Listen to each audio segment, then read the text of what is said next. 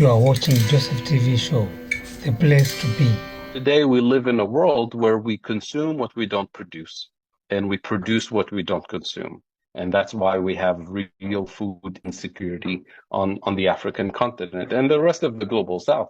There's a very simple, straightforward explanation, which is the colonial legacies. And of course, a lot of people say, well, come on, colonialism is over. It's been, several decades since independence. But we have the unfinished business of decolonizing economic structures. So I focus on the economic structures that actually produce the results that we're looking at. So when it comes to the colonial role that was imposed on the African continent, it can be summarized in three basic points. Number one, we're supposed to be the place for cheap raw materials for the industrialized world. We still play that role today. Number two, we were supposed to be the place that consumes technology and industrial output from the global north. We still play that role today. And number three, and most importantly, we're supposed to be the place where obsolete technologies, assembly line manufacturing that is no longer needed in the industrialized world is outsourced to us under the label of development, cooperation, job creation, technical assistance, all of that. But effectively, what it does is that it permanently locks us at the bottom of the global value chain. That was the role we played during colonial times, and unfortunately, that is the role we continue to play today. So colonialism, of course, was not a system for development. It was not designed to achieve sustainable development goals or a just transition or justice or anything. Colonialism was a system of extraction, of abuse. We should not be surprised that the same colonial structures, economic colonial structures that persist today are producing these bad results of malnutrition, of poverty, of socioeconomic exclusion. So that's why in the context of the just transition and the context of decarbonization, we always say we cannot decarbonize a system that hasn't been structurally and economically decolonized yet. And when it comes to kind of the visible manifestation of these problems, the issue of external debt, that is debt denominated in foreign currencies, in dollars and euros. It is a serious problem because it takes a huge amount of fiscal policy space that doesn't allow our governments to invest in the building blocks of development and prosperity, such as basic health and education and infrastructure, because we have to prioritize paying the external debt. But external debt is actually a symptom of deeper structural issues that have colonial roots. Number one, food deficits. Number two, energy deficits. And number three, manufacturing deficits. And I can explain each very briefly so we can understand why these are fundamental.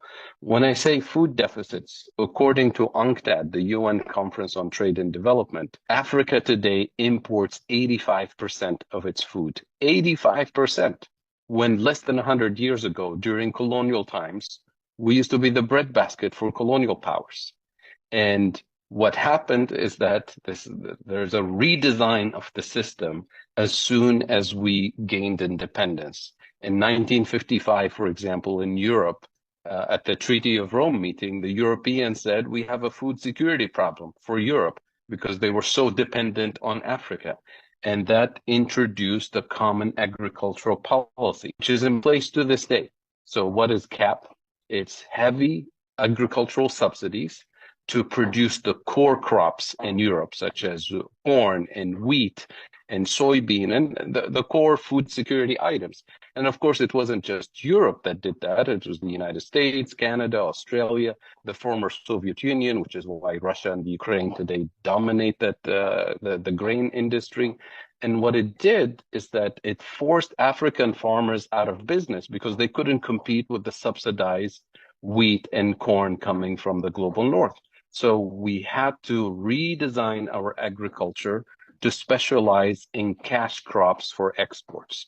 Coffee, tea, tobacco, bananas, all the complementary items. So today we live in a world where we consume what we don't produce and we produce what we don't consume. And that's why we have real food insecurity on the African continent and the rest of the global South, obviously. So that's the food deficiency. Number two, energy deficiency. When I say energy deficits in Africa, I include our biggest oil exporter on the continent. Nigeria today imports 100% of its gasoline, not by accident, by design. Angola, our second largest oil exporter, imports 80% of its fuel from international markets. So we're constantly denied the technology procession, the technology for drilling, the technology for refining. So we export crude oil, we import refined petrochemicals. You export the cheap stuff, you import the more expensive stuff. So you're always in a deficit situation. And finally, the manufacturing deficits, the fact that the only type of manufacturing base that we were allowed to have is the kind where we have to import the machines, we have to import the fuel to power the factories, we have to import the intermediate components to be assembled with low-cost labor, and we even import the packaging. So we end up with the value-added content of what we export is low value added, what we import is high value added. So you can double, triple, quadruple your export, you're always locked at the bottom of the value chain. And here's how it's manifests then. You have these structural deficits, the most fundamental areas. As you know, no country can function without food, without fuel, without manufacturing. So we have structural trade deficits. And what structural trade deficits do is that they weaken our currencies relative to the dollar, relative to the euro. And with a weaker currency, anything I need to import the next morning, whether it's food or fuel or medicine, you import it at a higher price. So we literally import inflation in the most sensitive areas of the economy, therefore hurting the most vulnerable people in society. And that immediately forces our governments into a defensive position to protect the most vulnerable. So what do? We subsidize food, we subsidize fuel, which makes sense to protect the vulnerable, but you can't do that for 8 decades. And we ask our central banks to stabilize the exchange rate, to fight inflation. And the way they do it is by using a band-aid solution, which is borrowing more dollars.